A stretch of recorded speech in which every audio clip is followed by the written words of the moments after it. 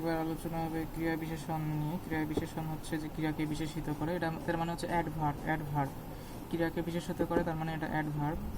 আচ্ছা, যেমন he is running quickly.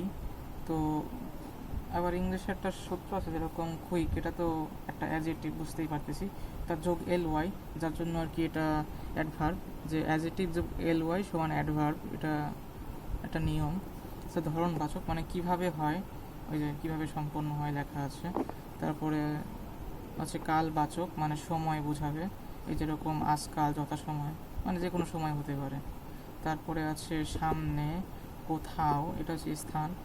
এগুলো কিন্তু এই অ্যাডভার্বের ক্ষেত্রেও কিন্তু একই নিয়ম, হ্যাঁ, যে adverb of time, adverb of place, এগুলো বলা হয় মানে প্রকারভেদে। তারপরে আছে নেতিবাচক। নেতিবাচক হচ্ছে না, যেরকম ইংলিশের ক্ষেত্রে যদি বলি হি ইজ নট কোয়ালিফাইড, এখানে নট হচ্ছে অ্যাডভার্ব, কিন্তু নোটা হচ্ছে অ্যাডজেক্টিভ, যে যে নো ম্যান, যে অ্যাডজেক্টিভ প্লাস নাউন হয়ে যাচ্ছে। তো যাই হোক, এই বাংলা ব্যাকরণে আর কি না থাকলেই সেটা ক্রিয়া বিশেষণ।